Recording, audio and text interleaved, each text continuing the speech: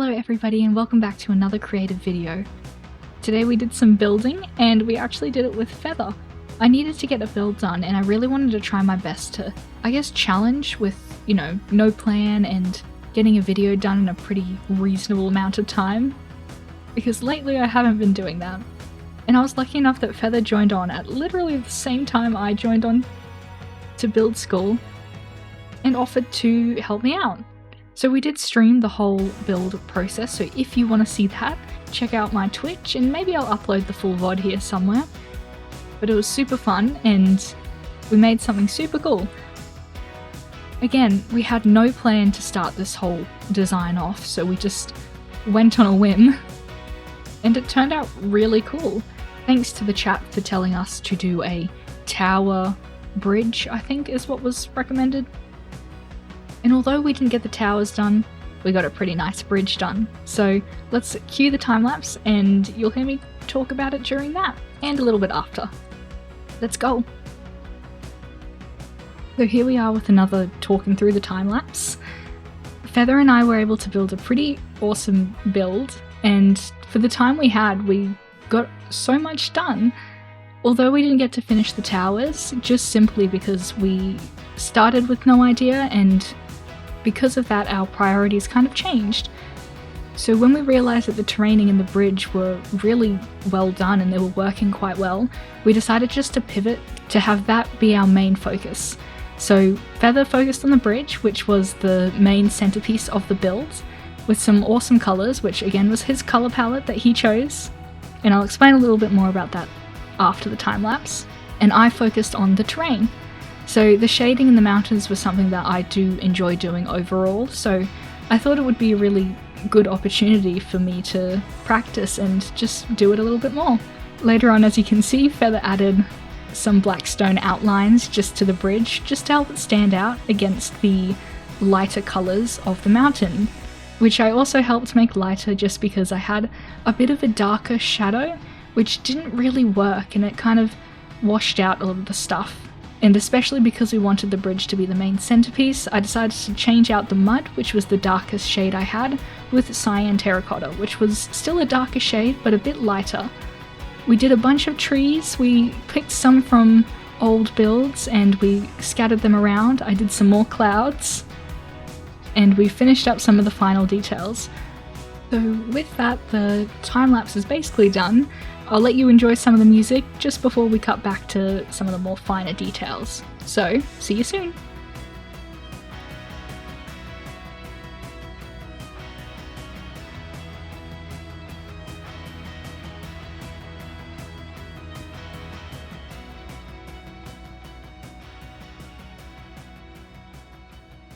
Alright, so here is the final product.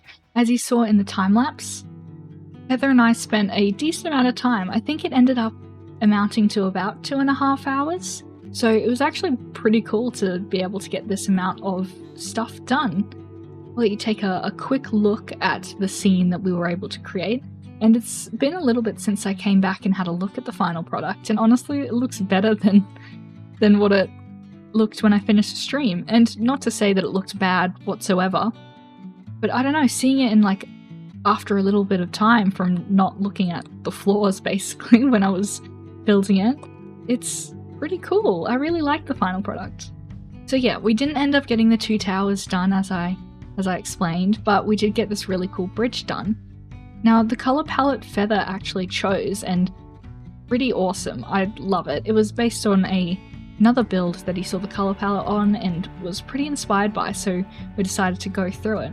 Now he made this watercolory effect, which it kind of looks a bit funky from close up, but this build is meant to be viewed from afar and it really fits well. The colour's just so pretty. One of the other things that Feather did, which is honestly very, very one of my favourites, is this lovely reflection. So we've got this fake water, which is just layers of glass, and he's basically put a massive reflection underneath, so you can kind of barely see it, but it's just enough that you can, it's just like a little reflection. It's super cool. Now I did a lot of the terraining and I used World Edit for most of it, It was just a brush tool with sand, and we've got the fast async world edit, so it was pretty good without not deal with all the falling entities because it just did it automatically. But that's what allowed me to get these very, I guess, natural, although you can see that it's not super natural. You can see that the brush tool was used, but because it was sand, you don't get the telltale circular design that's often present in a lot of the brushed out terrain. So yeah, the falling sand was definitely great help for that. Otherwise, I did a lot of the colouring with World Edit as well. I just masked an area, so in this case I masked the tuff and then just painted where the light was shining. So I wanted the light to be shining from about here downwards, so of course we have the shadowed part on that side, the light part on this side, and well, you know how shadows work, you know? I won't explain how shadow direction works to all of you. But yeah, it was super cool to do, and it wasn't something I could have a reference for. I just had to eyeball it and kind of put shadows where it felt right. And as always, we did one of my favourite things, which is adding a background to the build, because I feel like it pulls it all together. It really does finalise it, and just looks so cool. Oh, we've got a bee trapped in the waters, it seems. Maybe it's just that magical of a land that we've got bees in the water, and he's gone. After we finished the main part of the build, we decided to add a bunch of foliage and trees to decorate. So these trees here are feathers from a previous build he did, which also looked amazing. It was a lovely fire build, which he's got on his Instagram, so make sure you check that out. And we also added some of my own trees that I made today, or when the stream happened, just depending on when this video comes out. And I added a bunch of flowers because I thought that it gave the scene a little bit of a sparkle, which it does. It gives it a bit of, I don't know, just, it looks like glitter. There's no other way I can describe it. But yeah, because I added the flowers to those trees, Feather also decided to add some flowers to his design, which also looks beautiful, and having a mix between the flower trees and the non-flower trees really helped with getting a bit of variation and diversity just with the nature and foliage. So we've got 3 different types of trees in this build. We've got this little bushy tree, I guess. We've got Feather's really tall one, and basically one in between those. So we've got the small, the medium, and the large, and we've just rotated them around. Some of them have flowers, some of them don't. So that really helped with getting that variation and natural looking for the terrain. Now, because the terrain was such a grayscale, dark kind of build, the really bright watercolory bridge in the middle just stands out, and especially with the black stone outline that Feather did, just helps it pop so much more. And another thing that I forgot to mention is in the background here you may see a bit of a waterfall.